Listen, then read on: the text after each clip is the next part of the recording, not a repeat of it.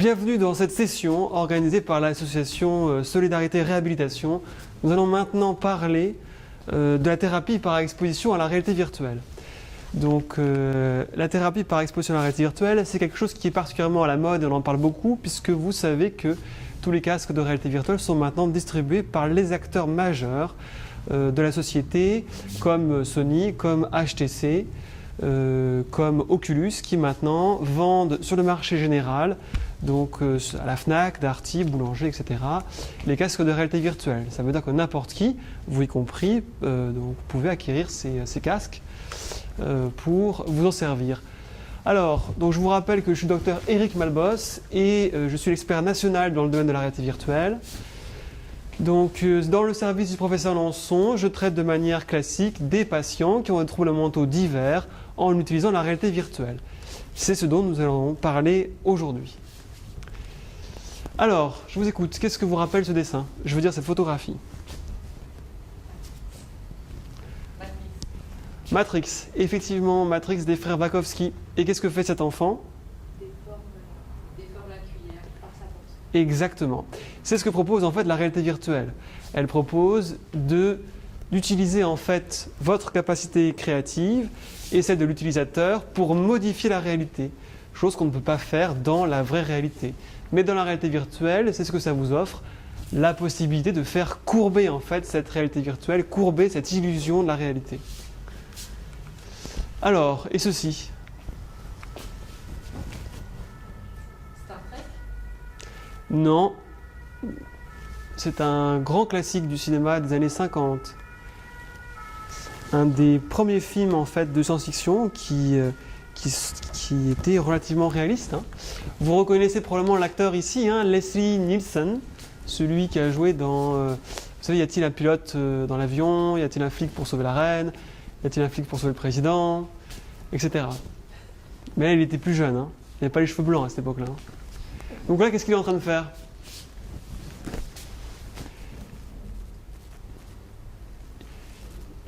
Il interagit avec un ordinateur.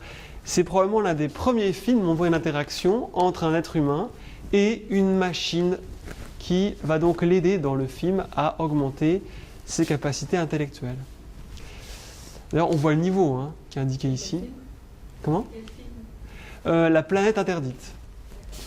Un grand classique. Hein. Ensuite, beaucoup plus rare et beaucoup plus difficile à trouver, mais qui traite aussi de la réalité virtuelle. On vous écoute et vous pouvez aussi deviner derrière vos écrans. Non, on voit pas. C'est le film allemand Welt am Draht, sorti en 1972 par le réalisateur Fassbinder.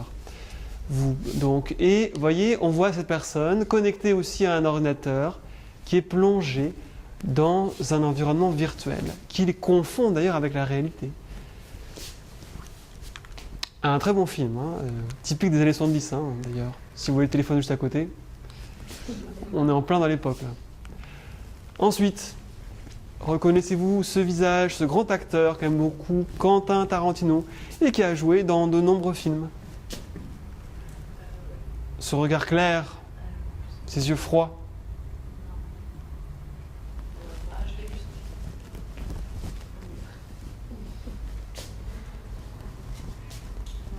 C'est Christopher Walken, Ah oui. ici dans le film Brainstorm.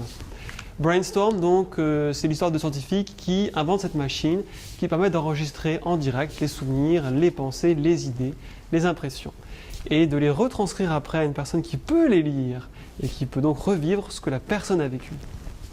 Un très bon film que je vous conseille. Hein. Ensuite, vous le connaissez, hein, Oui, c'est Tron, ça. c'est Tron, exactement. Donc Tron, c'est le principe même, hein. Quand vous y pensez, c'est l'histoire d'une personne qui est intégrée dans un environnement virtuel créé par ordinateur. Hein.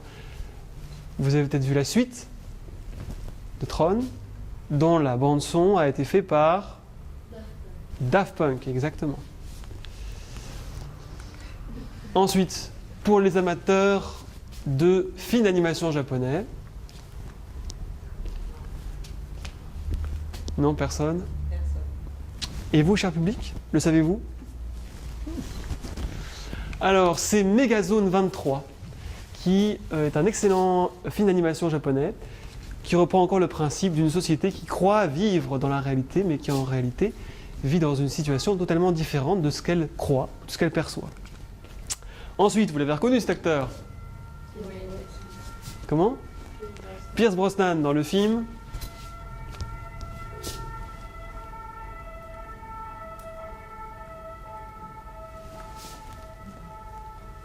Personne?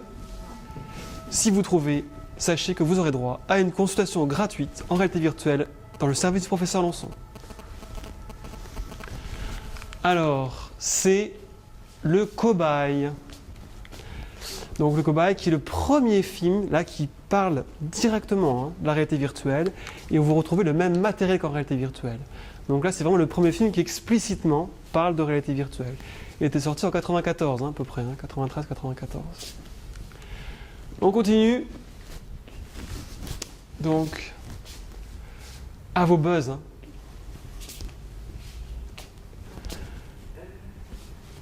Pas votre idée?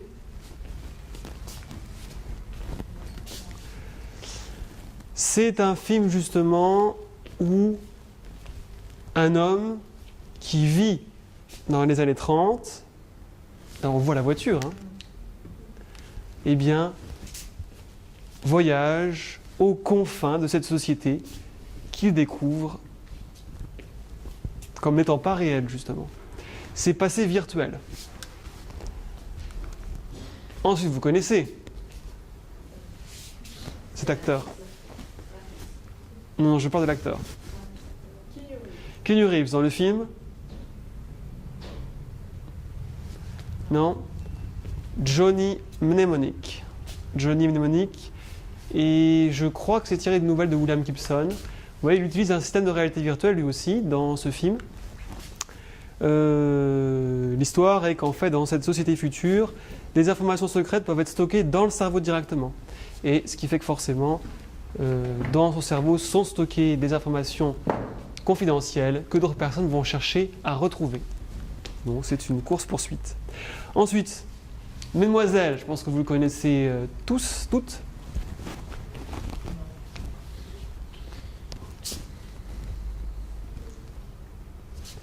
Non?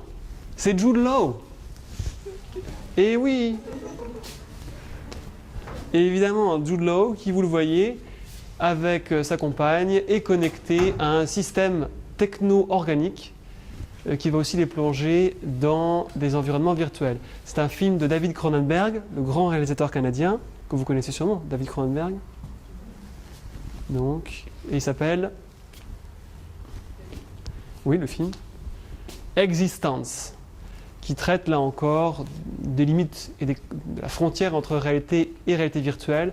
Et on voit bien le style du réalisateur, avec sa tendance à vouloir un peu mettre ensemble tout ce qui est sexuel, tout ce qui est organique et mécanique. On le voit dans la représentation de l'équipement. Ensuite, notre acteur national, dont toute la France est très fière. Christophe Lambert, le roi des nanars. Et effectivement, qui lui aussi a joué un rôle dans les films de réalité virtuelle. Il s'agit ici d'un film espagnol qui s'appelle « C'est une question difficile ». Non, personne ne sait. Je vous laisse 5 secondes pour appeler votre voisin. Composez son numéro de téléphone. C'est Nirvana. Alors c'est vrai que c'est un film qui n'est pas connu par contre, donc c'est normal que vous ne connaissiez pas, mais qui traite là encore de la réalité virtuelle. Vous voyez, il porte un casque de réalité virtuelle, et là on le voit dans ce monde un peu perdu, dans ces mondes de la géométrie abstraite. Ensuite,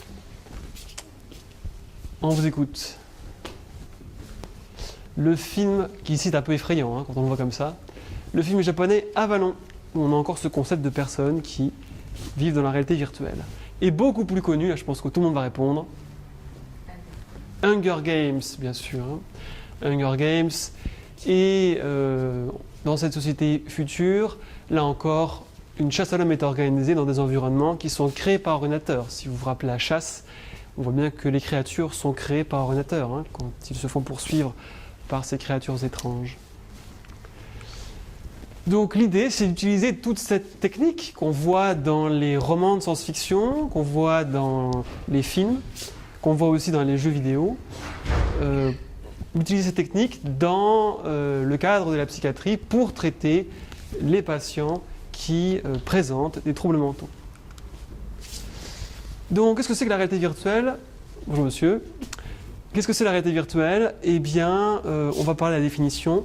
D'abord, je me permets une citation de Jaron Lanier. La réalité virtuelle est aussi malléable qu'une œuvre d'art et aussi inexhaustive et inoffensive, excusez-moi pour la faute d'orthographe, que la matière des rêves. Hein. Donc, ça veut vraiment dire que c'est comme un rêve. On peut le créer, on peut la modeler pour en faire ce que l'on veut dans tous les domaines. Donc, la définition officielle, c'est-à-dire la définition actuelle, est la suivante. Donc, c'est un ensemble de technologies qui permet aux individus d'interagir en temps réel, ce que vous faites a un impact immédiat dans la réalité virtuelle, de manière intuitive avec un environnement en 3D, et ceci à l'aide de vos sens naturels et de vos compétences. Là, vous allez utiliser donc votre regard, vos mouvements, votre corps pour explorer les environnements virtuels. Donc il faut que ce soit naturel. Le terme réalité virtuelle est un terme en fait qui a été inventé par le metteur en scène français Antonin Artaud. Donc, si vous aimez le théâtre, hein, c'est un metteur en scène qui est très connu et il a cherché à créer une nouvelle forme de théâtre, donc redécouvrir le théâtre dans toute sa liberté. Son idée était en fait d'intégrer, à l'époque, hein, on parle des années 30, d'intégrer la radio, d'intégrer le jeu d'acteur et de proposer aux spectateurs de prendre de la drogue de manière à pouvoir rentrer en fait dans la pièce, de pouvoir participer dans la pièce. Donc, comme vous le savez aujourd'hui, nous ne pouvons plus proposer de LSD ou de champignons magiques aux spectateurs des pièces de théâtre. Espérons qu'un jour, nous reviendrons à cette méthode intéressante d'Antonin Artaud. Alors, l'utilisation, donc pourquoi la réalité virtuelle ? Eh bien, pour plonger les individus dans des environnements de synthèse, surmonter les problèmes de limite de stimulation sensorielle, parce qu'il vous est difficile de tout créer dans la réalité, hein, d'exploiter un nouveau média dans la relation homme-machine, et juste, on en parlera plus tard dans l'historique, la réalité virtuelle remonte aux années 60. Alors, eh bien, l'utilisation de la réalité virtuelle, c'est très simple, hein. Vous êtes dans votre environnement virtuel, un avion virtuel ou un ascenseur, ou alors au bord d'un précipice. Vous prenez une décision et vous pouvez agir sur l'environnement virtuel, ouvrir une porte, déclencher un sas, parler à un avatar. Et après, il va y avoir un retour, hein, l'environnement va réagir à votre présence et à votre action, la porte va s'ouvrir, l'avatar va vous répondre, l'avion va décoller. Hein, donc, et ce retour se fait par les appareils que vous portez, les écrans des casques de réalité virtuelle, les écouteurs que vous avez sur vos oreilles, et le tracker qui détecte votre mouvement dans l'espace. Donc, il vous faut quoi pour utiliser la réalité virtuelle ? Il vous faut bien sûr un ordinateur. Je vous rappelle que la personne qui est au cœur de l'ordinateur, c'est von Neumann, qui l'a inventé dans les années 40-50. Enfin, le concept d'ordinateur tel qu'on le connaît. Hein. Voilà, la fonction principale de l'ordinateur, c'est l'exécution d'une suite de calculs, c'est le traitement des données. Alors, la stéroscopie, vous la connaissez tous, puisque ça vous est arrivé d'aller dans les cinémas pour voir des films 3D. Donc, vous savez ce que c'est. Hein. C'est le fait de pouvoir observer une image différente pour chaque œil. C'est ce qui est proposé par les cinémas 3D et cette perception en relief de ces deux images va vous donner une impression de profondeur. Alors, ce n'est pas quelque chose de forcément récent puisque les premières photographies en 3D, c'est-à-dire faites avec deux objectifs différents, ont été effectuées en 1838 et les premiers systèmes ont été inventés par Wheatstone en mettant des clichés côte à côte. Vous en trouvez dans les magasins d'antiquité, hein, vous savez, c'est comme des masques qu'on porte. Voilà. En voici un, typiquement, hein, du 19e siècle, hein, celui de Holmes, je crois. Donc il suffisait de mettre simplement une photographie, donc deux photographies prises par deux objectifs différents, côte à côte, et la personne avait l'impression de relief.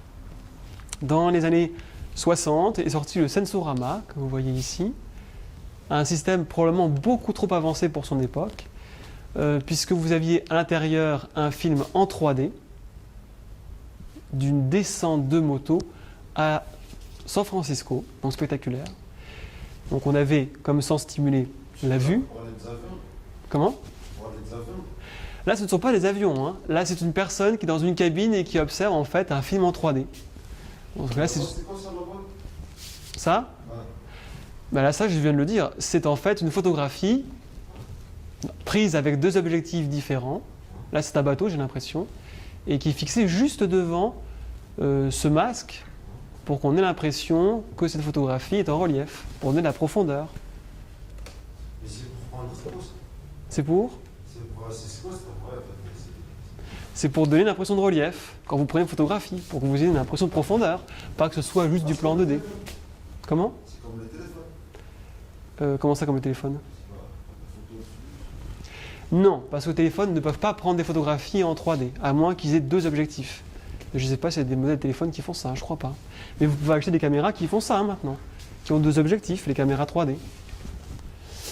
Alors, donc, comme je vous le disais, vous voyez, la vue est stimulée, puisque la personne regarde un écran. Vous voyez que le système est fait pour isoler la personne de l'extérieur, hein. Elle va entendre des sons en 3D, donc à droite et à gauche, des sons stéréo. C'était très judicieux pour les années 60. Il y avait même un ventilateur à l'intérieur qui recrée l'impression de vent, puisque c'est une descente en moto. Forcément, il faut que la peau puisse sentir, puisse avoir la perception en fait de ces déplacements et du frottement de l'air. Le fauteuil pouvait se déplacer avec des vibrations. Donc du coup, de nombreux... Et il y avait même, je me souviens, il y a même en fait un autre sens qui est stimulé, ce sont les odeurs, puisque vous aviez des parfums qui étaient diffusés dans la cabine. C'est donc extrêmement avancé pour l'époque et trop avancé pour les êtres humains, puisque en fait, personne n'a su comment l'utiliser et il n'y a pas eu de succès commercial pour cette innovation extrêmement en avance. Alors, voici donc Martin Hellig, qui est l'inventeur du Sensorama.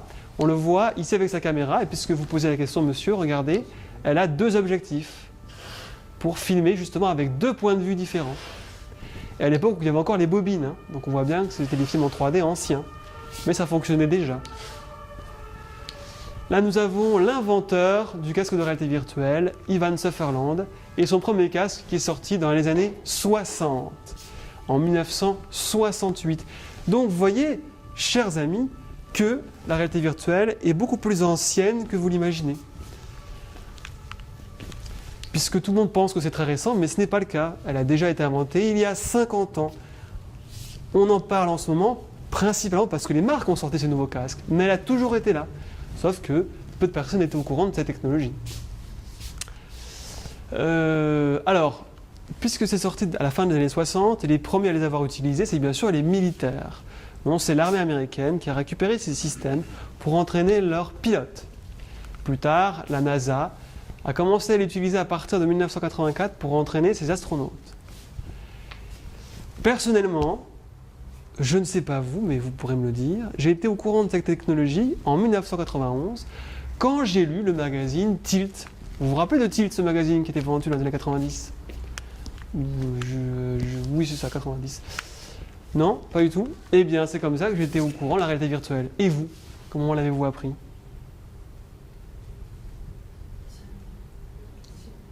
Ici ? D'accord. Donc, vous voyez que déjà, ils en parlaient début 90, hein, dans des magazines de jeux vidéo.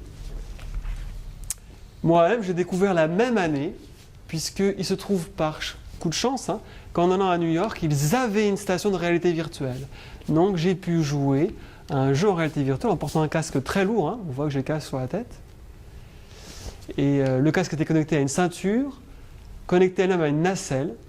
Donc, c'est un équipement très lourd, hein, mais qui fonctionnait. Et là, c'est ce que je voyais, hein, un environnement 3D qui était beaucoup plus géométrique que maintenant, parce que c'était quand même il y a longtemps. Et on se baladait dans ces environnements virtuels avec un pistolet. On devait tirer sur un autre joueur qui était dans une nacelle identique. Donc vous voyez que la réalité virtuelle était déjà présente. Tout le monde en parle, mais déjà dans les années 90, elle était commercialisée. Seulement des stations pareilles étaient très chères et étaient seulement proposées dans les salles d'arcade. Nintendo s'était lancé aussi dans cette aventure. Vous connaissez Nintendo? Oui. Bon. Donc Nintendo avait sorti la Virtual Boy en 1995, je crois. Là encore, la technologie était, plutôt le concept ou l'idée était trop en avance pour le marché général, puisqu'on avait des images en rouge et en noir. Et du coup, c'était assez difficile de voir, et en plus, ça entraînait la nausée chez beaucoup de personnes qui l'utilisaient. Hein. Et on voit la remarque, hein, ce qui est écrit en dessous. Ça faisait assez ancien alors que c'était une nouvelle technologie. Donc dans les années 2000, de nombreux casques sont sortis, des modèles différents, le Cyvisor, l'HD 800, et voici un casque adoré par les Japonais. Ce n'est pas une plaisanterie, ce n'est pas un effet spécial, ce n'est pas un montage. Ce casque est vraiment sorti. Alors, vous pourrez, alors il n'existe plus, hein, mais peut-être que vous pourrez l'acheter si vous voulez faire une démonstration à tous vos amis. On se plonge dans des environnements virtuels créés par ordinateur, comme des jeux vidéo par exemple. Comment? Oui, ça c'est pour nous montrer à nous ce qu'elle voit. Mais ce qu'elle voit, elle le voit à l'intérieur. Hein. Ce modèle qui était sorti, si je me rappelle bien, par Panasonic. Hein. Mais évidemment, hein, c'était beaucoup trop lourd, c'était ridicule, on dirait une télévision géante. Donc ça n'a jamais été proposé dans le commerce. Hein. Ça, c'est les casques qui sont sortis à la fin de la première décennie des années 2000. Le Virtual Reality 42 ici. Et 2012 marque le tournant majeur qui fait que vous connaissez maintenant la réalité virtuelle, puisque c'est une start-up nommée Oculus, écrite par Palmer Luckey. Palmer Luckey, c'était un joueur de jeux vidéo, une personne passionnée, et qui n'aimait pas les casques de l'époque. Il trouvait trop lourd, pas efficace, avec une faible définition. Il s'est dit, je vais faire mon propre casque moi-même. Et il a fait, grâce au crowdfunding, un prototype qui s'est vendu en 2013 au chiffre de 7500 exemplaires. Ça a vraiment marché. Et par la suite, d'autres prototypes sont sortis. Et vous savez que maintenant, donc, le modèle commercial est sorti, cette année en 2016, l'Oculus Rift. Cette évolution, cette renaissance qui fait que maintenant c'est extrêmement populaire la réalité virtuelle, elle a été rendue possible parce que les ordinateurs d'aujourd'hui sont beaucoup plus puissants que les ordinateurs des années 90. Votre PC portable a la puissance d'un supercalculateur des années 90. Hein.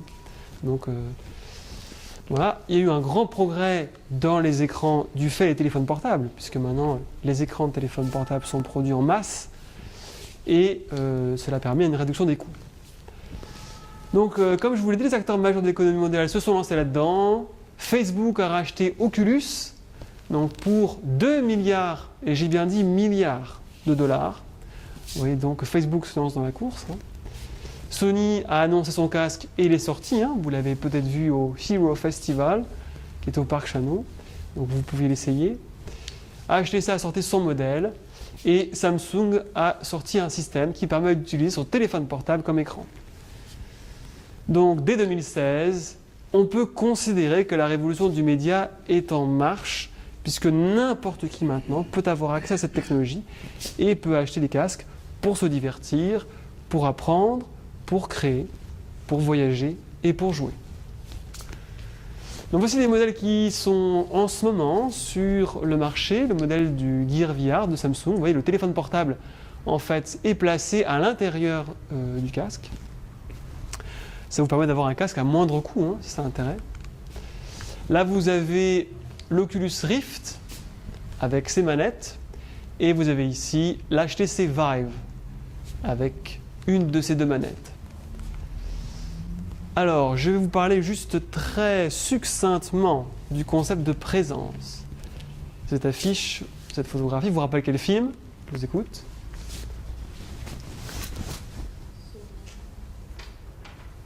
Un film de Danny Boyle, réalisateur britannique qui a fait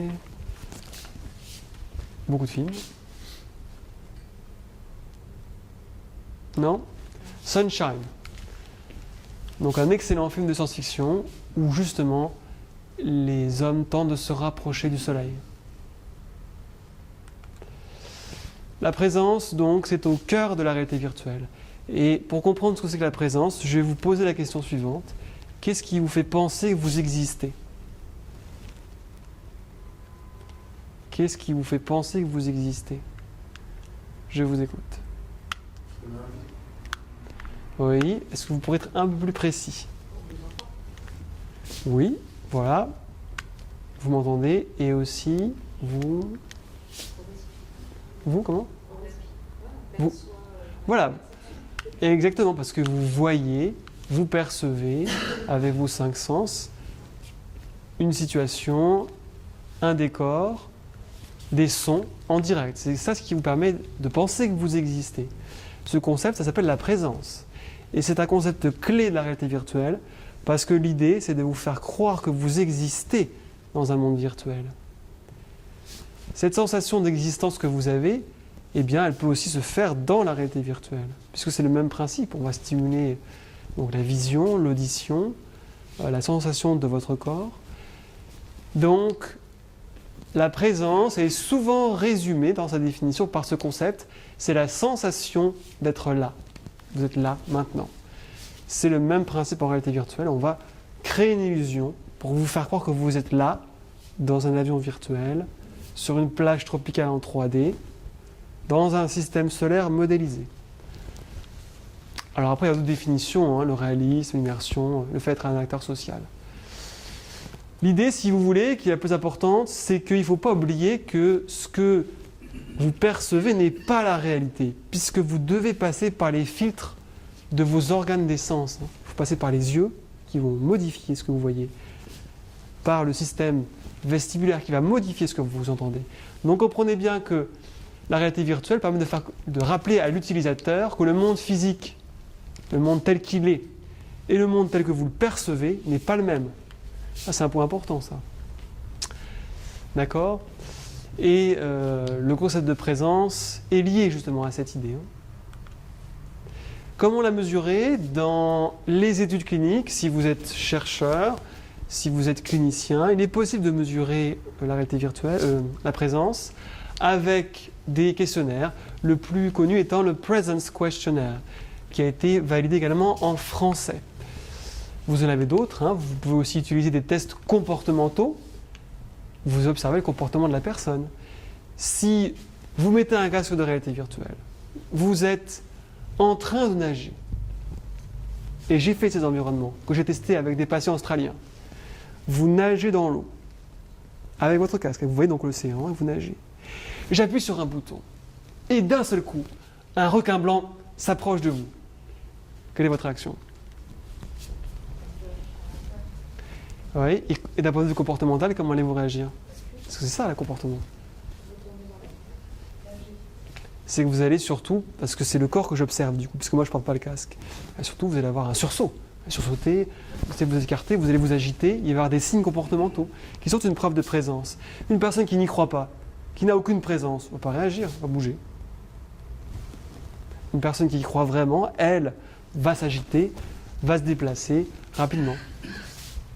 Donc, tout ceci, je l'ai testé sur des sujets australiens, une quarantaine, et effectivement, j'ai créé un test comportemental à ce sujet, où on peut voir, on peut mesurer par les gestes, par les actions, mais aussi par la parole, donc d'un point de vue comportemental, le niveau de présence. Même principe pour un incendie. J'ai mis ces participants dans une maison en feu. Ceux qui n'y croyaient pas marchaient tranquillement. Et ceux qui y croyaient, ils ont fait quoi? Oui, et plus exactement. Et surtout, ils évitaient les flammes. Et oui, ceux qui n'y croient pas, s'il y a une flamme devant lui, il va traverser la flamme. Celui qui y croit, et on le voit bien, il va contourner la flamme. C'est comme ça que d'un point de vue comportemental, on peut mesurer la présence. Et après, vous avez des mesures physiologiques, notamment le rythme cardiaque. L'équipement, donc si vous voulez vous équiper en réalité virtuelle, et si vous aussi, chez vous, vous voulez vous équiper en réalité virtuelle pour vous traiter, pour travailler ou pour jouer, eh bien, il vous faut un ordinateur, bien sûr, un PC. Il vous faut un casque de réalité virtuelle ou visiocasque, ou en anglais Head Mounted Display, souvent résumé par ces 3 lettres, HMD. Et il vous faut un tracker de mouvement qui détecte les mouvements de votre corps pour que lorsque vous bougiez, eh bien, le paysage se déplace de manière concomitante. Souvent, les trackers sont intégrés au casque, hein, donc on n'a pas besoin de les acheter séparément. Et il vous faut un système de navigation, souvent une manette ou une télécommande de ce type avec une croix directionnelle.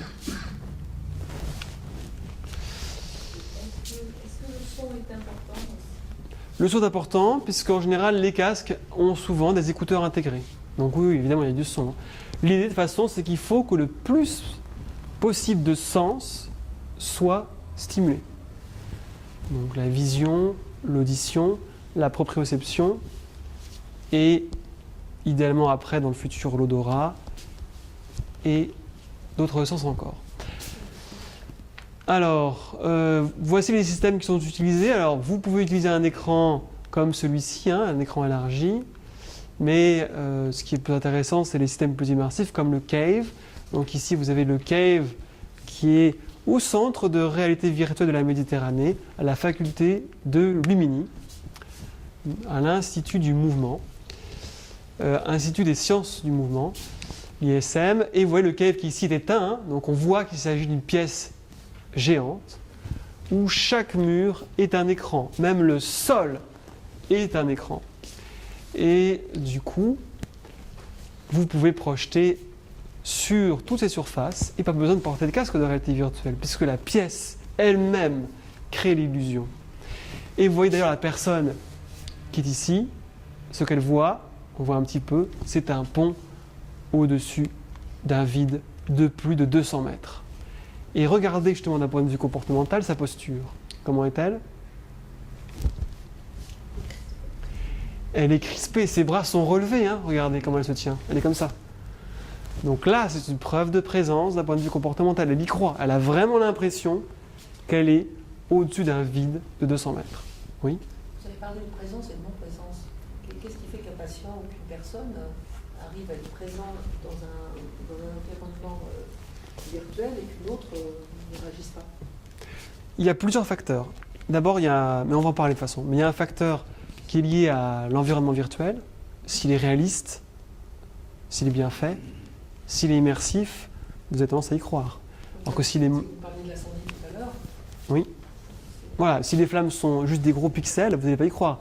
Mais si les flammes sont très réalistes, quasiment photoréalistes, avec un son adéquat, vous avez plus de chances d'y croire.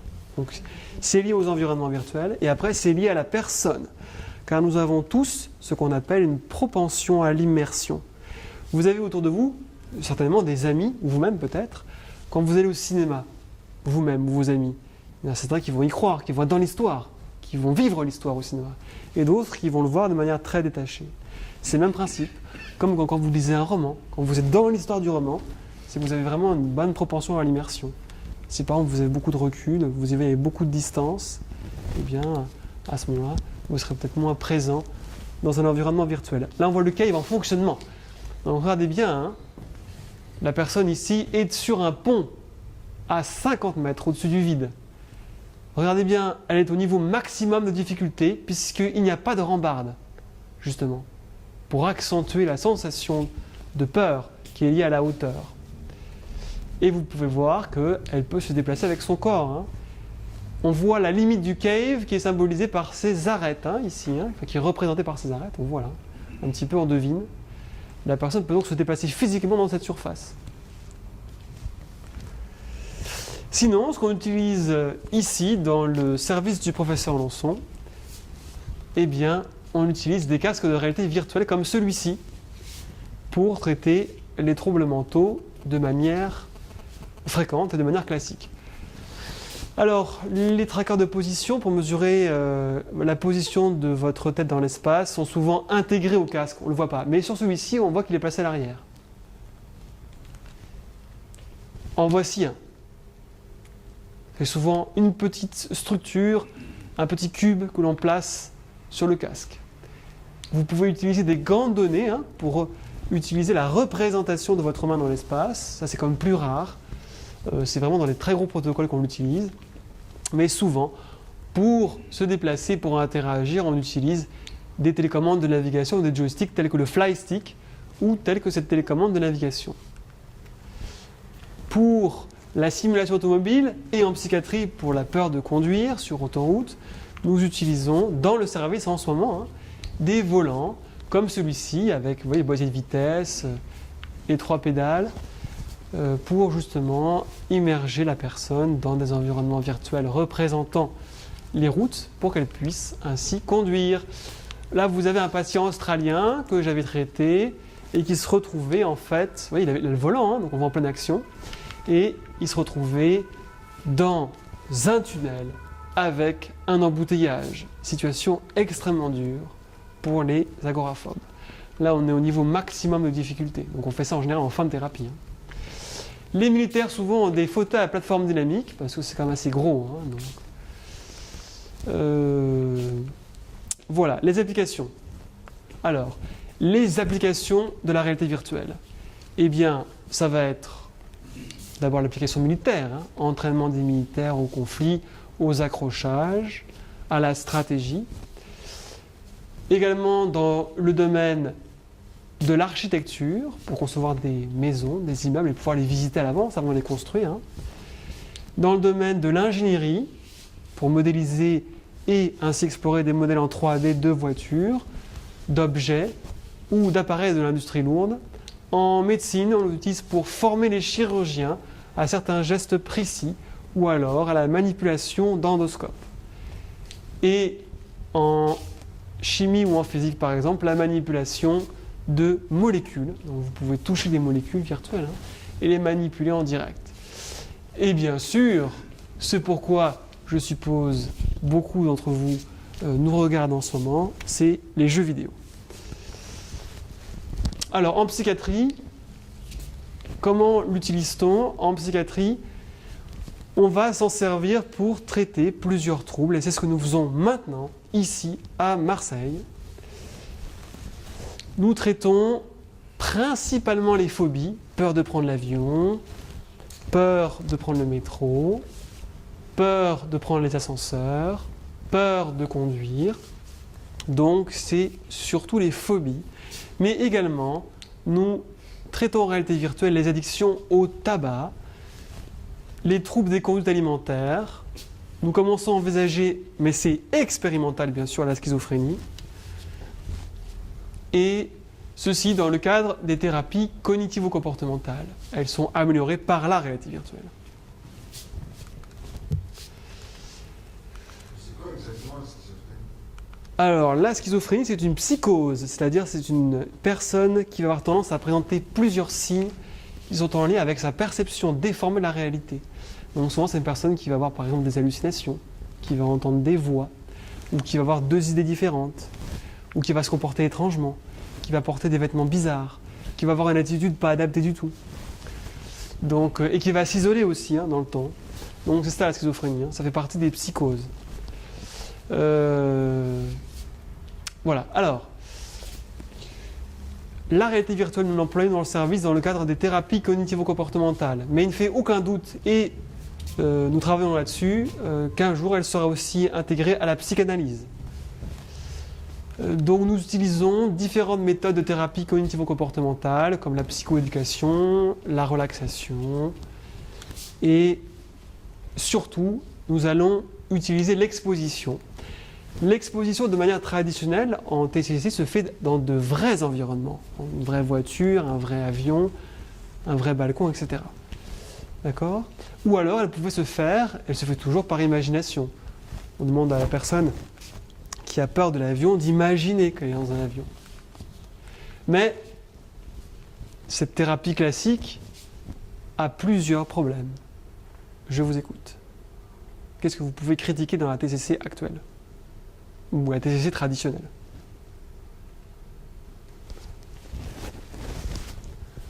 Si on doit exposer un patient à un vrai avion, à un vrai ascenseur, à un supermarché, C'est la réalité. quels sont les problèmes? Il ne peut pas s'échapper de ça. C'est peut-être trop violent de l'exposer directement à un ascenseur, en avion. C'est trop violent, il ne peut pas s'en échapper. Et surtout, quoi d'autre? Il faut s'exposer à un avion, en avion. il faut prendre l'avion souvent, donc il y a un problème effectivement de fréquence, de coût, puisqu'il faut le prendre souvent, il faut de l'argent pour acheter le ticket. Et oui, et il faut aussi du temps pour le thérapeute, parce que si le thérapeute doit accompagner son patient dans un véritable avion, vous imaginez le temps qu'il faut pour ça. C'est la raison pour laquelle je vous conseille, si vous faites ce genre d'activité, d'être des thérapeutes de stars. Les stars pourront à ce moment-là vous payer très cher pour les accompagner, pour faire leur thérapie d'exposition. Mais tout le monde n'est pas millionnaire ou milliardaire, comme Hugh Jackman par exemple. Donc, effectivement, c'est un problème. Autre problème que j'aimerais vous poser, c'est êtes-vous des dieux ou des déesses? Non? Donc, qu'est-ce que vous ne pouvez pas faire? Qu'est-ce que les dieux peuvent faire et que nous ne pouvons pas faire?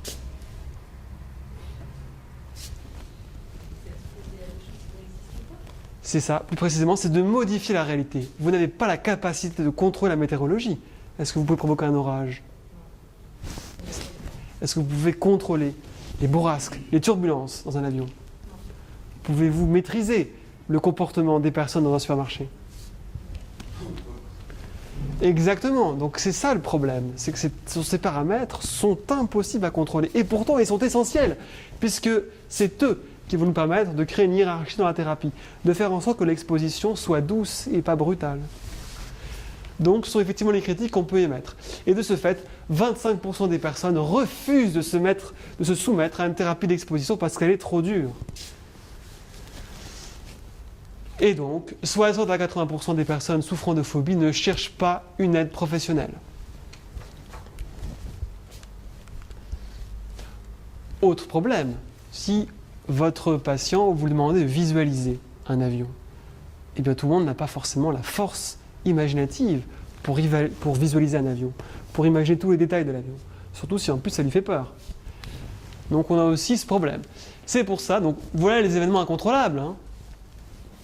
Vous emmenez votre patient dans le métro et ce jour-là, eh bien, il y a beaucoup de personnes dans le métro et là, vous traumatisez votre patient. Il y a le facteur météorologique, les turbulences. Le facteur technique, s'il y a une panne d'ascenseur, vous y êtes. Ou si les personnes appuient sur le bouton du 20e étage, alors que votre patient a besoin juste de faire un étage. Ça m'est déjà arrivé, ça, de bloquer dans l'ascenseur. Pendant combien de temps? Le train, en fait, on était en train de le train coller et l'ascenseur pas bloqué, il a bloqué. Mais pendant combien de temps? Pendant 1 heure. 1 heure d'attente. Ce qui est très difficile pour une personne qui est claustrophobe. Parce que du coup, 1 heure d'attente, c'est énorme. Ça lui paraîtra une éternité. Voilà. Et du coup, qui est venu vous secourir? Je sais pas, il y a des rapports d'ascenseur. Donc des professionnels comme ceux-ci, par exemple. Il y a le facteur temporel. C'est sûr que si vous prenez l'avion avec votre thérapeute, ça va prendre toute une journée. Il y a un facteur humain. Vous ne contrôlez pas le comportement de la foule. À moins que ce soit des figurants que vous ayez payés. Là, une fois de plus, il faut être très riche pour faire ce genre de choses. Donc du coup, la solution à tout ceci, c'est bien sûr la réalité virtuelle. Puisque dans la réalité virtuelle, vous pouvez faire tout ceci. Vous pouvez contrôler la météorologie, décider du décollage d'un avion, augmenter le nombre d'araignées sur le plafond, provoquer des taches de sang pour ceux qui ont peur de la contamination. Donc tout est possible en réalité virtuelle. Alors, sachez que c'est quelque chose de beaucoup plus ancien que vous l'imaginez, puisque les premières expériences de thérapie en réalité virtuelle datent de 1992.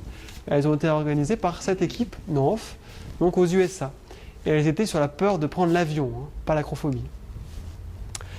Donc ça fait depuis 1992 qu'il y a des études cliniques sur le sujet. Autrement dit, plus de 24 ans. Quels sont les avantages? Eh bien, le contrôle sur l'environnement. Pas besoin de s'aventurer à l'extérieur, donc la confidentialité. Parce que vous avez des patients qui ont peur d'avoir l'air ridicule devant les autres s'ils ont une angoisse ou une attaque de panique. Aucun incident de sensibilisation, vous contrôlez tout. Donc il ne va pas y avoir un facteur extérieur, comme des turbulences, comme une panne qui va vous gêner dans votre thérapie. Il y a donc une meilleure graduation des environnements. L'avion peut être vide, à moitié plein, totalement plein. Vous pouvez décider du moment où il va décoller, où il va atterrir. Vous pouvez surveiller votre patient, donc le monitorer également pendant la session. Et enfin, vous pouvez répéter autant de fois que vous le voulez, ad infinitum, les situations. Si vous voulez faire 15 décollages pendant la même session, c'est tout à fait possible, alors que c'est impossible dans la réalité. À moins d'avoir un avion privé. Il y a aussi une meilleure motivation, ce qui a été démontré par Garcia Palacios. Les patients sont plus motivés par ce type de thérapie que par la thérapie traditionnelle. Et enfin, il y a un gain de temps et réduction du coût, puisque vous faites ça à l'hôpital, en clinique, dans votre cabinet. Donc du coup, forcément, vous gagnez du temps et aussi de l'argent, puisque vous pourrez traiter plus de patients dans un temps plus restreint. Alors, je passe sur les troubles anxieux. Les troubles anxieux, vous le connaissez, c'est les phobies, c'est l'inquiétude chronique, etc. Donc là, là par exemple, c'est quel type de phobie celle-ci? Donc c'est l'arachnophobie, exactement. Et là, l'agoraphobie, exactement. Ici, donc c'est l'aviophobie. Vous voyez, les avions de l'époque étaient spacieux.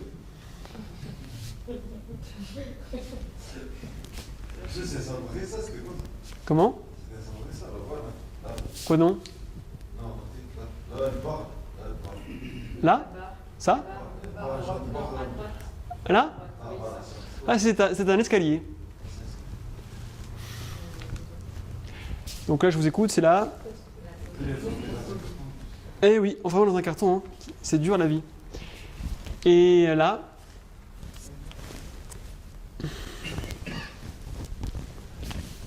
ce sont les troubles obsessionnels compulsifs, les personnes qui vont vérifier 36 000 fois leur serrure. Et là, je vous écoute. C'est pas le tribunal. Il y a beaucoup trop de monde qui s'exprime d'ailleurs en même temps. C'est la bourse évidemment, donc c'est le stress chronique des banquiers. Ces pauvres banquiers qui sont stressés sans arrêt. Et oui, par l'argent qu'ils vont devoir accumuler, les intérêts qu'ils vont devoir accorder, les dossiers qu'ils vont devoir accepter ou refuser. Et là, non, c'est pas un tribunal, c'est juste la peur de parler en public. Pensez beaucoup à la justice, Très bien, donc, et oui, les phobiques sociaux ont peur de s'exprimer en public. Ils ont également peur des rendez-vous romantiques. Donc là, sur cette affiche, ça vous rappelle ce qui devait se passer en 2012. Que devait-il se passer en 2012? La fin du monde, exactement. Et vous voyez, les génies de la publicité du marketing avaient récupéré ce concept et en 2012 avaient sorti cette publicité. Et le slogan le dit bien, 2012 arrive, profitez de chaque seconde. Et vous voyez là, le météorite qui va s'écraser bientôt et qui va faire disparaître tous les êtres humains. Mais les quelques secondes qui vous restent, il faut les utiliser au maximum. Très bonne publicité ici. Là, de quel problème il s'agit?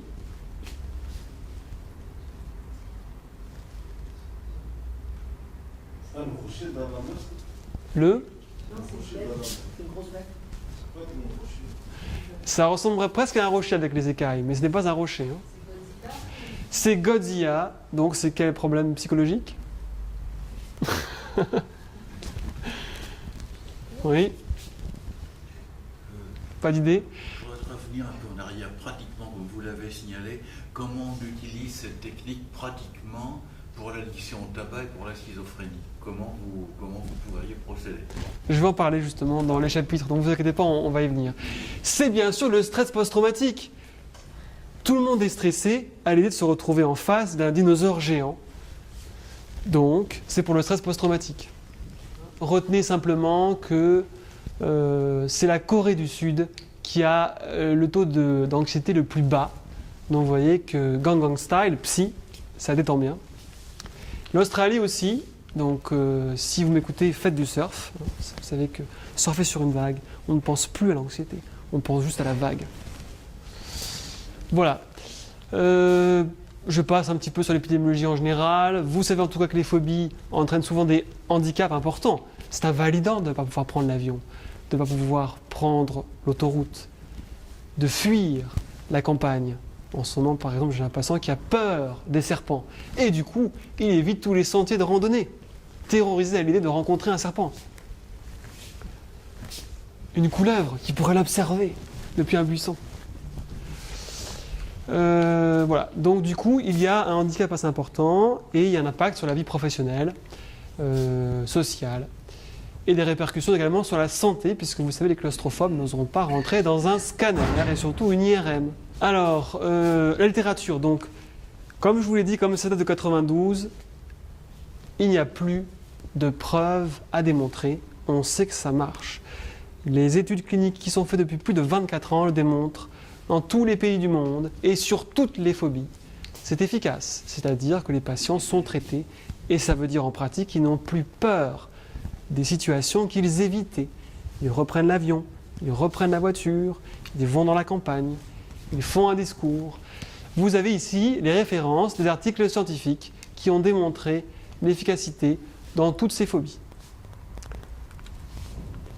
Donc cette efficacité a été faite dans le cadre d'études comparatives avec le traitement classique. L'efficacité est aussi intense et aussi importante et aussi significative que les TCC classiques, mais sans l'inconvénient que nous avons déjà cité des TCC classiques. Il y a même un effet légèrement supérieur de la thérapie par exposition à la réalité virtuelle par rapport à l'exposition traditionnelle des TCC. Alors, maintenant je vais répondre à votre question, on va voir les problèmes en fait pathologie par pathologie. Les TOC, alors ça reste encore assez expérimental, mais des essais cliniques ont déjà été publiés, notamment sur les TOC du rangement et de l'ordre. Donc le patient est exposé à une chambre en désordre, eh bien, virtuelle. Hein. On peut choisir le nombre de tiroirs qui sont ouverts, le degré de saleté par exemple, et ça a marché, hein. C'est-à-dire que il y avait une diminution de l'anxiété au fur et à mesure de l'exposition en réalité virtuelle. Moi-même, dans le service, j'ai traité des patients qui avaient des TOC liés à la contamination, donc du coup, par rapport au sang. Hein, donc j'ai exposé à des environnements virtuels où il y a du sang. Donc au niveau de la création, c'est facile à faire, hein, il suffit de mettre des textures, il y a du sang partout, sur les murs, le sol. Donc j'ai mis du sang partout, comme dans un film d'horreur. Même des personnes ensanglantées. Donc là encore, c'est facile à faire. Hein. Il suffit de prendre des avatars et de remettre des textures avec des vêtements sanglants et de demander à la personne de s'en rapprocher. Le stress post-traumatique, c'était démontré notamment par les Américains avec les vétérans de la guerre du Vietnam, de l'Irak, et vous le savez également, je travaille avec l'armée française pour traiter nos vétérans de la guerre d'Afghanistan. Donc en pratique, qu'est-ce qu'on fait? On les réexpose à ces situations d'accrochage. Donc on recrée un conflit virtuel, par exemple des soldats islamistes, des talibans qui vont brutalement attaquer des soldats. On va recréer cette action avec une grande liberté. Hein. Le soldat va pouvoir faire ce qu'il veut. Il va être confronté à cet accrochage qui est à peu près similaire à ce qu'il a vécu pour pouvoir justement le traiter. L'efficacité a été démontrée hein, pour ces vétérans du Vietnam et de l'Irak. Et surtout Rizzo qui travaille dessus.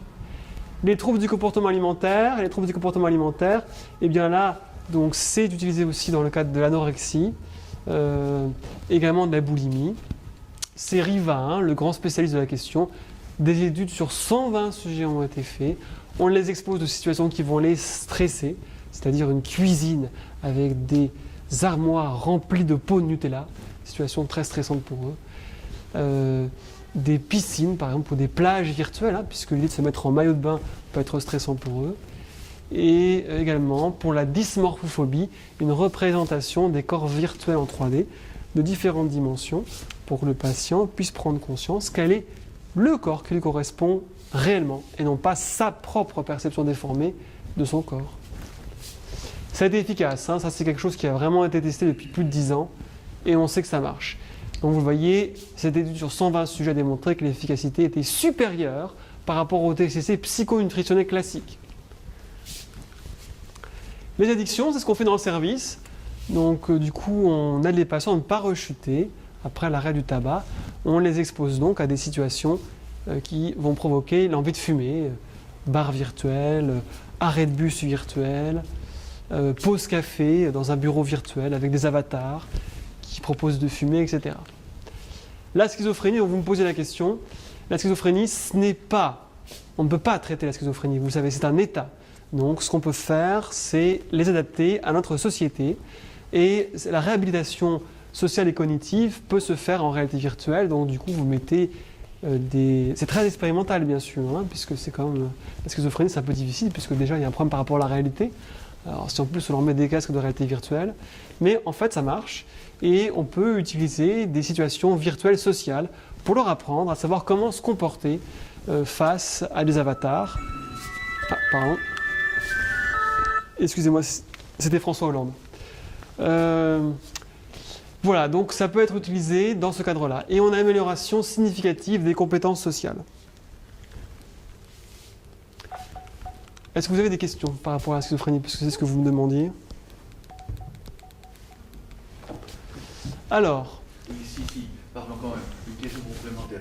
Il y a un appareillage pour ça qui se fait, par exemple, dans le cas de la schizophrénie, pratiquement. C'est ça la question que je pose. Alors là, on va aborder la question de l'équipement tout à l'heure. Donc vous allez aussi avoir la réponse à votre question. Donc oui, j'ai pensé au coût pratique, enfin à la pratique bien sûr. Quels sont les inconvénients de la réalité virtuelle? Je vous écoute. À votre avis. Ou les critiques que vous pourriez formuler. Est-ce que ça va véritablement s'appliquer à la réalité, enfin les situations réelles, par exemple, ils apprennent en réalité virtuelle, donc ils s'exposent, hein, mais est-ce que ça s'applique à la réalité après? Ouais. D'accord. C'est le phénomène de généralisation, et oui, en pratique, ils vont réutiliser les mêmes compétences qu'ils ont acquises en réalité virtuelle dans la réalité. Tout comme un pilote de chasse apprend sur un simulateur, il sera capable après d'utiliser les compétences qu'il a acquises en simulateur dans un véritable avion de chasse. C'est le même principe. Donc oui, ça marche. Les patients conduisent de nouveau, reprennent l'avion.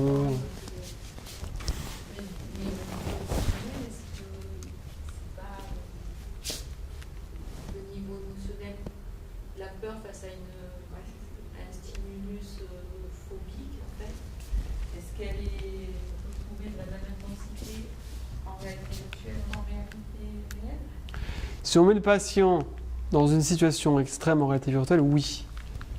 Donc, puisque justement, l'illusion va être tellement grande qu'il va être trompé par ses sens et qu'on peut avoir de forts niveaux d'anxiété. Sauf que je ne commence jamais par une situation extrêmement difficile parce que ce serait contre-thérapeutique.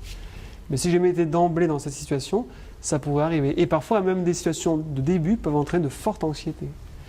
Ça, c'est en fonction de la sensation de présence, en fait. Il y a des personnes qui auraient plus facilement la possibilité de... Oui, mais alors les phobiques, c'est un peu spécial. Parce que comme ils ont très peur, ils se disent « mais j'ai peur ». Donc c'est vrai. Et donc ils ont souvent un très haut niveau de présence parce que la peur qu'ils ressentent les trompe et leur fait croire que l'environnement est réel. Ils sont trompés par leur émotion. Pas seulement par l'environnement virtuel. Donc les phobiques font une bonne population justement en termes de présence parce que leurs émotions sont amplifiées. Voilà. De toute façon, est-ce que vous aviez essayé les casques? J'avais fait essayer les casques à certains d'entre vous. L'impression de vomir, d'avoir envie de vomir peut-être. Voilà.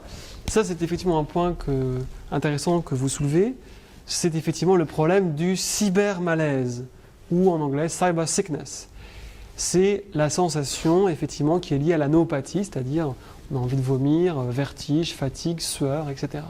Ça s'apparente au mal des transports. Eh bien, cela peut survenir et c'est un inconvénient de la réalité virtuelle. C'est pour ça que, disons qu'avec le temps, il y a deux facteurs qui font que ça s'améliore. C'est un, la technologie, puisque maintenant la technologie est tellement avancée que la réponse par rapport à vos mouvements est quasi immédiate, alors qu'avant, quand on tournait, il y avait un léger retard dans le déplacement de l'image. Et c'est ce retard qui a entraîné ce problème de malaise. Et aussi, en pratique avec vos patients, il faut leur dire de se déplacer moins vite. Il y a des solutions pratiques. Si votre patient il fait ça pendant un quart d'heure, c'est sûr qu'il va avoir un cybermalaise. D'accord? Mais si par exemple vous dites non, mais tournez-vous doucement, voilà, avancez doucement, et ça passera, surtout pour la première séance. Après, il s'habitue et c'est beaucoup plus rapide. Voilà. Mais même dans les jeux vidéo, si vous avez commencé à regarder les tests des jeux vidéo, on a sur les tests, indiqués par des taches vertes, en général l'intensité de risque de vomissement. Donc pour aider les joueurs à savoir si un environnement virtuel aura tendance à provoquer justement de la nausée ou pas. En général, les jeux sont maintenant adaptés pour éviter ça. Hein.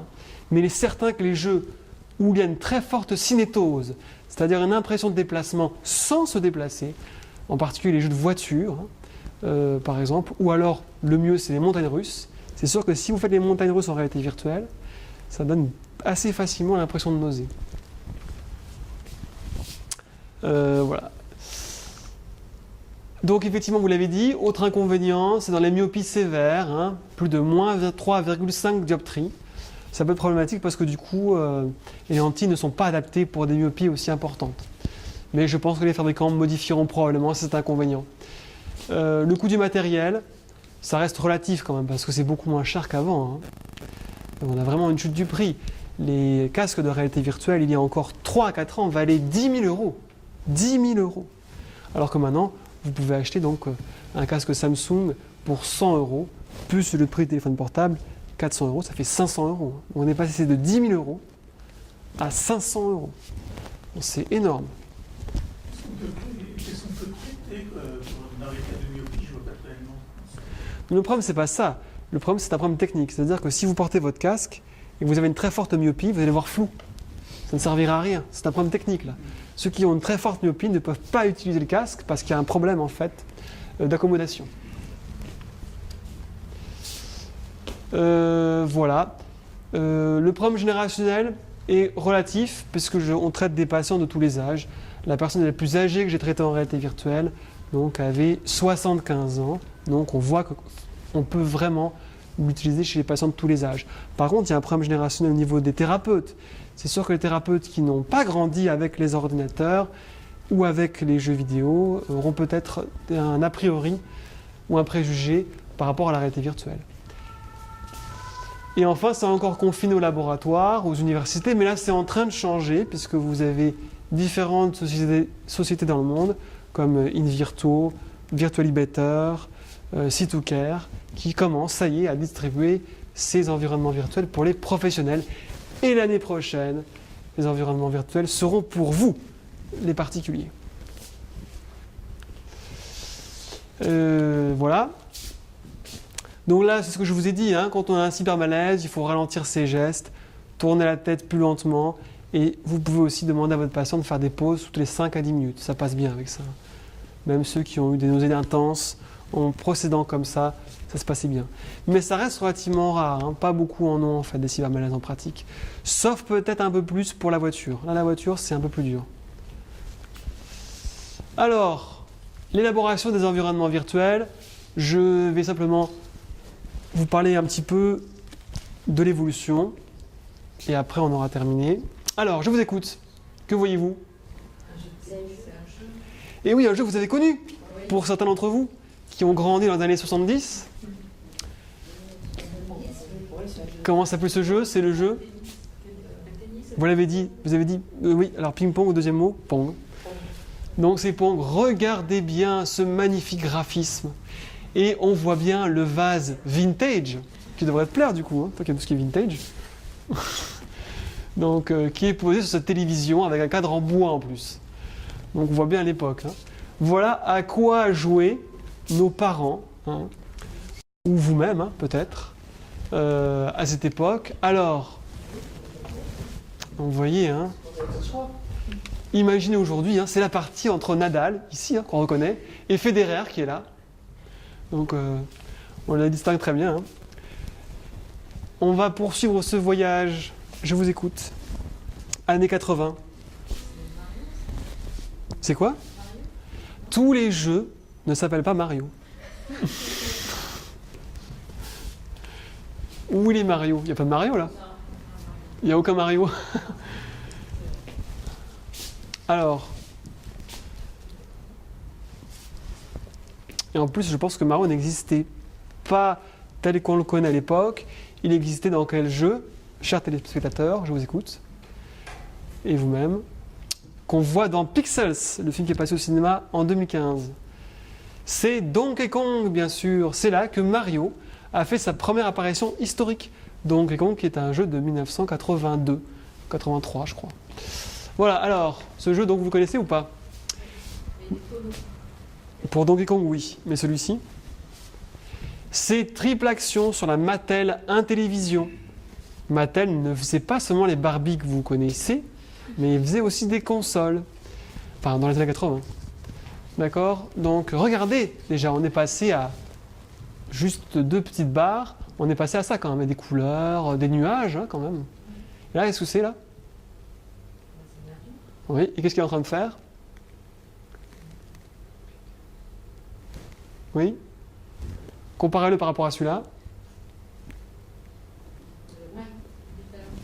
Il fait un looping. Eh oui. Ah, et ça, qu'est-ce que c'est?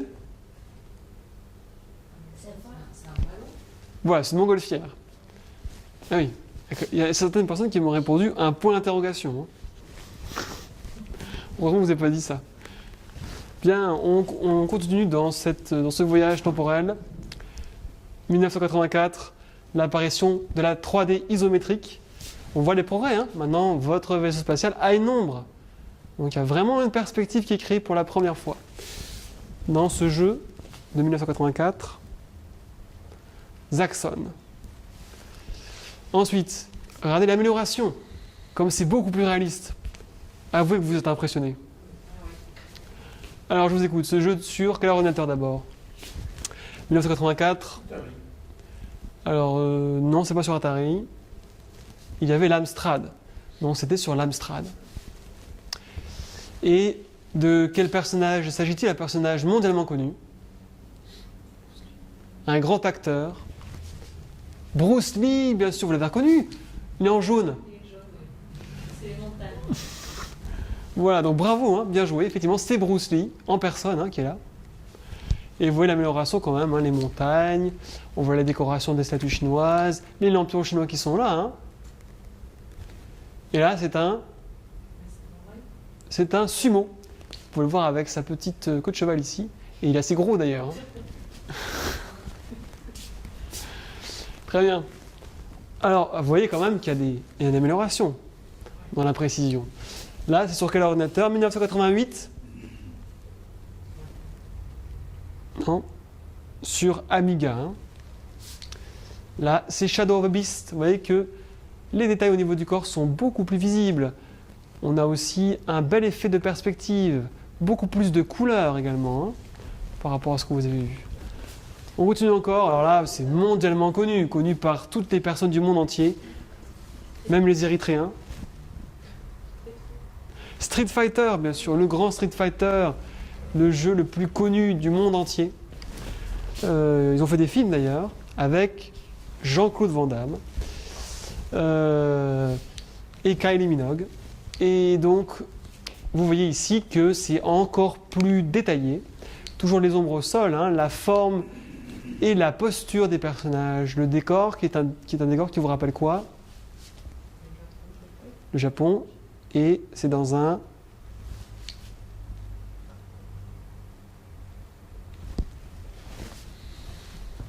onsen, hein, d'accord, les bains de source chaude que vous pouvez voir, qui sont partout au Japon.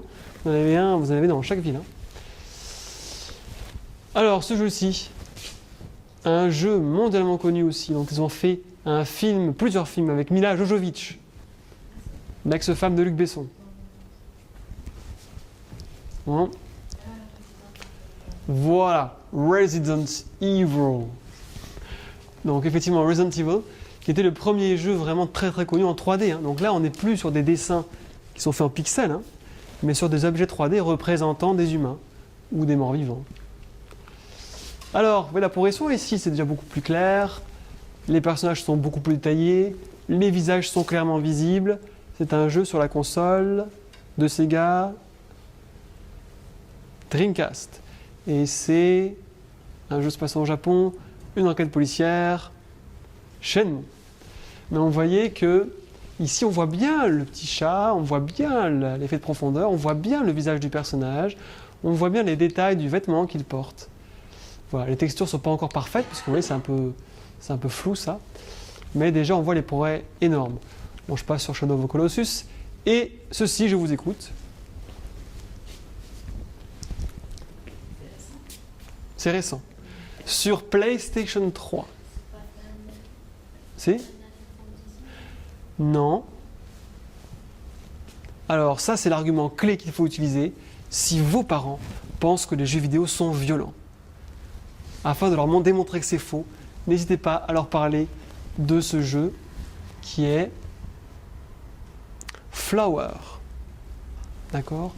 Dans Flower, le but est avec votre manette de contrôler une bourrasque de vent afin de faire s'envoler des pétales de fleurs multicolores dans une tornade d'arc-en-ciel. Vous voyez, hein, c'est pas un jeu violent ça. Hein. Vous voyez, c'est ce qui se passe là. Là, vous contrôlez en fait cet ensemble, ce palimpseste de pétales de fleurs, et vous parcourez sur des collines boisées et vertes avec une musique New Age. Voilà, donc, si vous avez des personnes qui ont des préjugés, eh bien, vous pouvez leur parler de Flower. Alors, regardez bien la différence hein, par rapport au jeu que je vous avais montré des années 70. Regardez les progrès qui ont été faits. Je vous écoute pour ce jeu qui maintenant est très récent, PlayStation 3, Uncharted 3. Regardez bien la profondeur du paysage, la perspective de cette ville étrange en ruine, en plein milieu d'un désert dont on voit les détails. Et on peut même apercevoir les empreintes de pas sur le sable en mouvement. Vous voyez le niveau incroyable de réalisme auquel nous sommes arrivés aujourd'hui, ou plutôt il y a quelques années, parce que ce n'est pas terminé. Voilà un jeu contemporain. Alors, c'est ça les jeux d'aujourd'hui. Et regardez bien la différence, une fois plus, par rapport au jeu que je vous ai montré en premier. Vous pouvez voir que maintenant, les jeux vidéo et donc les environnements virtuels que vous allez pouvoir utiliser ont atteint un niveau proche du photoréalisme. Certaines personnes ont cru que c'était une photographie hein, quand j'ai montré ce cliché. C'est un jeu vidéo et vous pouvez jouer en direct hein, avec ce personnage. Qualité des textures du sol, extrême détail du paysage, texture haute résolution, finesse des ombres projetées qui sont dynamiques puisqu'elles vont suivre votre personnage. Hein. Anatomie du corps et du cheval, posture, animation. Donc maintenant, il est vraiment envisageable de confondre la réalité avec celle des jeux vidéo. Cela est également vrai pour les détails du visage. Je vous écoute pour cette actrice qui a participé à la conception de ce jeu vidéo, en donnant son visage. On la voit ici enfant, alors que dans les films, elle tourne en tant que jeune adulte. Les adolescents l'adorent. Non, c'est Ellen Page. Donc Ellen Page, ici représentée comme une enfant. Observez bien les détails de la texture qui représente sa peau. Les défauts sont même présentés. Observez également l'effet de lumière qui montre la très fine transpiration qui est à sa surface. Les détails au niveau des lèvres. Les cheveux qui tombent le long de son visage. Vous pouvez voir là aussi que les visages sont extrêmement réalistes. Et c'est important parce que dans la thérapie sociale, notamment avec les schizophrènes, dans la phobie sociale, le visage est ce que va observer le phobique social. Donc, je reviens en arrière à 1982, Pitfall 2, donc vous êtes là, hein, et vous vous baladez dans cette jungle, menacé par un renard et par un crapaud empoisonné. 1982, d'accord, et 2012, donc vous voyez bien la différence, hein, 30 ans d'écart, et regardez les progrès extraordinaires en seulement 30 ans qui ont été effectués. Donc imaginez comment sera la réalité virtuelle en 2046. Voilà, alors maintenant je réponds à votre question. En pratique, quel équipement avez-vous besoin pour utiliser la réalité virtuelle? Il vous faut un PC, ça je l'ai dit. Les caractéristiques précises sont détaillées ici. Il vous faut un PC à orientation graphique, donc un PC puissant, avec en général un processeur i7, 8 Go de RAM et une bonne carte graphique. Le casque de réalité virtuelle qu'il vous faut, c'est ce que vous avez sur le commerce, hein. L'HTC Vive l'Oculus Rift dont je vous ai parlé. Le but est qu'il ait le champ visuel couvert le plus large possible, hein. Quand j'ai commencé la réalité virtuelle en 2003, les écrans couvraient un champ visuel de 26 degrés, hein. Donc c'était ça, hein, qu'on voyait dans le casque. Alors que maintenant, c'est plus de 100 degrés, donc c'est ça. Ce qui fait que les personnes sont beaucoup plus immergées, hein. Il faut qu'il soit léger, facile à porter. Les modèles, j'en ai parlé. Il faut que le tracker de mouvement, hein, quand on vous bougez, soit intégré, ce qui est le cas de façon des modèles commerciaux, hein. Donc HTC Vive, Oculus Rift et le Sony PlayStation VR. Mais là, du coup, ça ne marche pas avec le PC. Donc, si vous avez un PC, mieux vaut l'Oculus Rift ou le HTC Vive pour l'instant. Là, on parle de 2016, hein. Voilà, donc ça vous fait... Voilà le résumé. Donc, il vous faut un casque de réalité virtuelle. Il vous faut un PC ou un téléphone portable. Vous pouvez aussi prendre un PC portable, hein, comme celui-ci. Une télécommande de navigation comme celle-ci. Et enfin, si vous voulez traiter les patients qui ont peur de conduire ou qui sont agoraphobes, un volant de type Logitech, par exemple, qu'on peut trouver pour les jeux vidéo. Voici les modèles. Donc ici l'Oculus Rift et la HTC Vive que vous avez vu tout à l'heure. Voici le Samsung Gear VR. Alors après, la question qu'on me pose souvent, c'est comment trouver ces logiciels? Parce que c'est bien beau de donner l'équipement, mais où est-ce que je trouve un logiciel? Là, Situcare en France, InVirtuo au Québec, NeuroVR en Italie, Virtually Better aux USA sont les entreprises qui mettent au service des professionnels donc ces environnements virtuels. Pour les particuliers, eh bien, l'année prochaine, des environnements virtuels seront distribués pour que les patients, les particuliers puissent aussi s'entraîner à la maison. Et c'est une demande, effectivement. Les patients me demandent souvent comment ils peuvent acquérir le matériel pour continuer la thérapie à la maison. Et c'est probablement ça l'avenir de la psychiatrie et de la psychologie, de pouvoir poursuivre la thérapie en fait au domicile du patient. Voilà, vous pouvez même utiliser des jeux, hein. Vous pouvez, par exemple, GTA, vous connaissez le jeu GTA, ce jeu extrêmement violent, GTA. Vous connaissez pas GTA? C'est extrêmement connu. Et c'est un jeu qui a été très critiqué de par sa violence, en fait, hein. Mais il est très intéressant parce qu'il est très réaliste. Et justement, il y a 3 semaines, je recevais une patiente qui avait peur des chiens. Je me suis dit, bon, créer des chiens, c'est un peu compliqué pour moi quand même. Donc, tout simplement, je me suis rappelé que dans GTA, il y avait des chiens. Et donc, j'ai utilisé le casque de réalité virtuelle de l'hôpital. J'ai acheté le jeu GTA et j'ai envoyé la patiente dans une rue où je savais qu'il y avait des chiens. Elle a pu donc s'exposer à moindre coût, puisque du coup, c'est un jeu vidéo qui ne coûte que 30 à 60 € à ces situations. Donc, à vous aussi, parfois, de trouver des jeux vidéo où il y a des environnements virtuels qui correspondent à ce dont la personne a peur, si vous ne voulez pas prendre des logiciels comme ceci, par exemple. Et les logiciels, ils sont payants? Alors, ceux-ci sont payants, bien sûr. Ils ont été créés par des professionnels, donc ils sont payants. Et comme c'est pour les professionnels, pour vous donner l'ordre des prix, ils procèdent de plus en plus. Maintenant, vous le savez, hein, notre société, ce n'est plus la propriété, c'est la dématérialisation. Vous ne possédez plus rien. Donc maintenant, tout se fait par abonnement. Vous l'avez vu, hein, les logiciels comme Photoshop, 3ds Max, ou d'autres sont maintenant sur abonnement. Mais là, c'est le même principe, ils procèdent souvent par abonnement. Donc c'est de l'ordre de 100 € par mois, souvent. Donc vous payez 100 € par mois et vous avez les logiciels ainsi que l'équipement. Donc vous avez tout vous est fourni.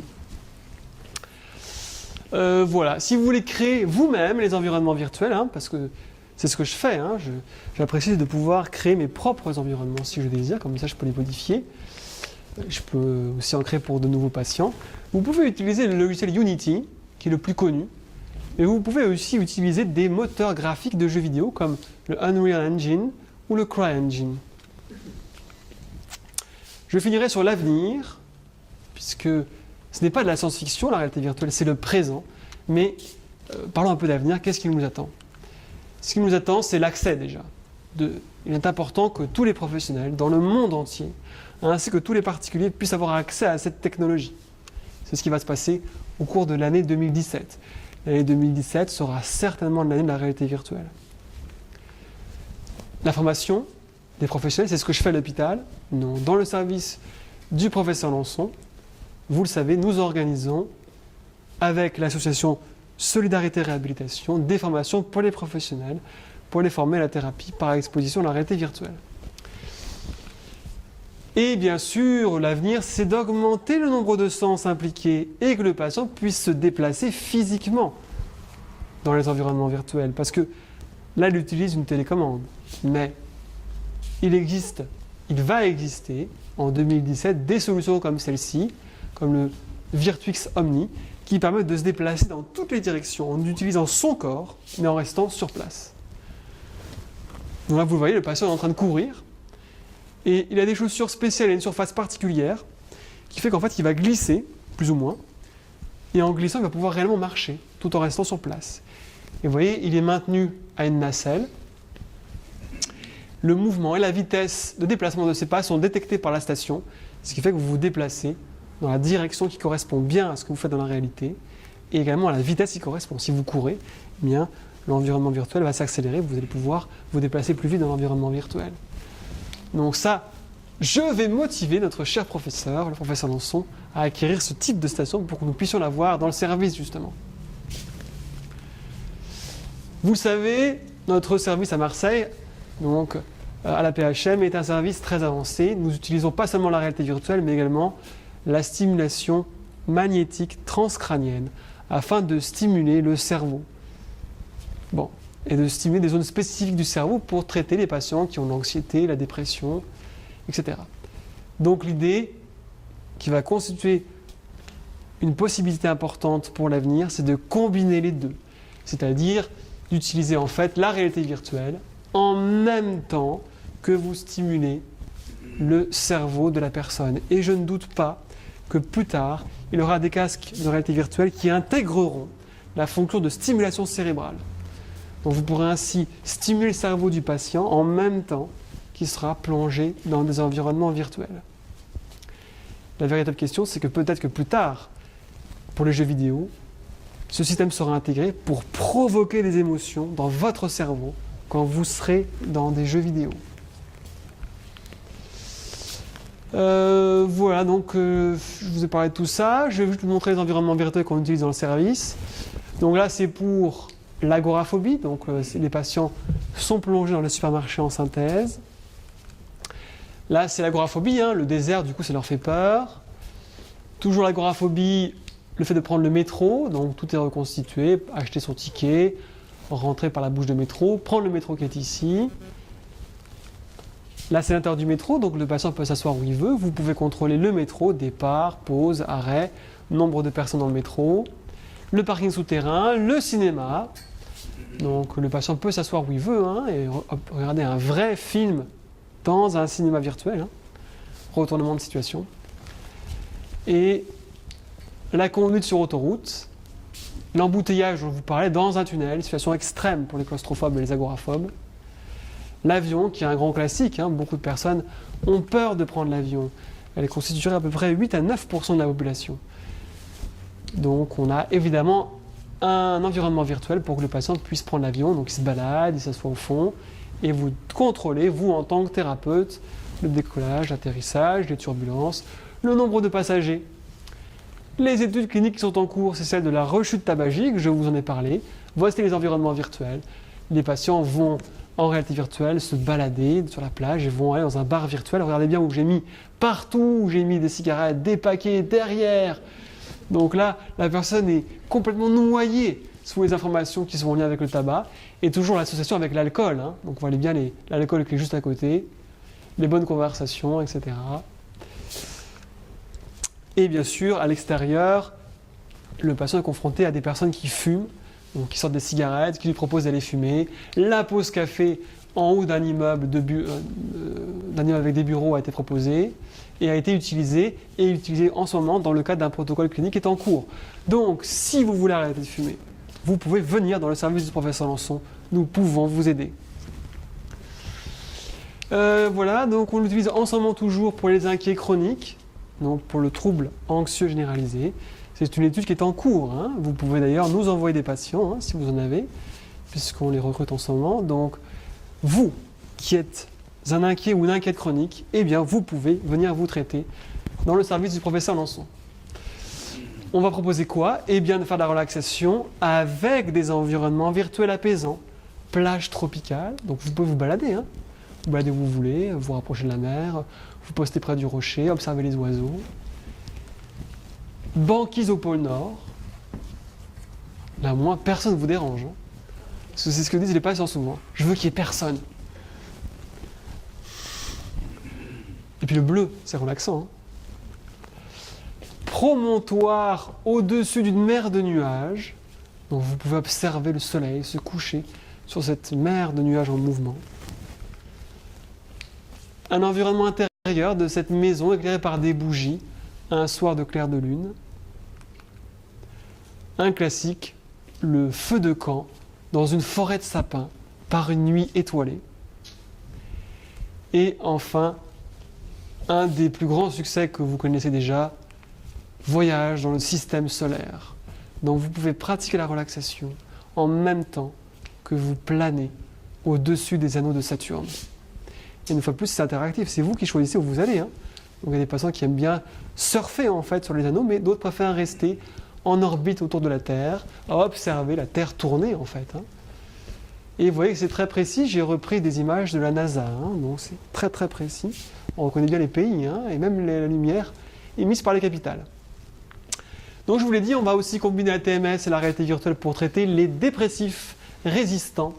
Donc si vous êtes dépressif, si vous êtes triste, eh bien une fois de plus, on peut vous aider, puisque on va combiner la TMS à la réalité virtuelle. Et on va diffuser des images à valence émotionnelle positive, donc des images agréables. Île tropicale, désert en mode coucher de soleil, vallée fleurie. Le stress post-traumatique, donc là c'est les environnements que j'ai conçus pour nos vétérans de la guerre d'Afghanistan. Donc ceux-ci sont plongés dans des situations d'accrochage avec des islamistes ou des islamo-conservateurs. Donc vous voyez bien la situation d'accrochage ici, hein. Ils sont confrontés à un ennemi invisible, il y a des explosions, plusieurs des soldats de leur escouade sont blessés, hein. Nous avons des dialogues, j'ai enregistré des dialogues précis avec des amis qui ont joué le rôle d'acteurs, passage des rafales en Razmot aussi, ça a été demandé par l'armée française, hein, puisque je leur ai demandé ce qu'ils voulaient comme environnement, ils m'ont dit il faut faire ça, ça et ça, donc explosion, accrochage, rafale, tout y est, et on sait que ça marche puisque ça a commencé à l'hôpital Sainte-Anne, donc l'hôpital interarmé de Toulon, et on sait que ça marche puisque les soldats, les vétérans qui ont utilisé ces environnements ont été bouleversés par ces environnements virtuels. Je finirai par le cave, vous le savez peut-être, j'ai utilisé le cave à Lumini, mais dans le cadre d'une grande étude clinique visant à examiner ce qui se passait dans le cerveau des patients alors qu'ils sont en réalité virtuelle. Que se passe-t-il dans votre cerveau? Pourquoi ça marche d'un point de vue neurobiologique, d'un point de vue cérébral? C'est la question qu'on s'est posée. Donc vous voyez que la personne a un système en fait, de projection par fibre optique à l'intérieur même de l'IRM.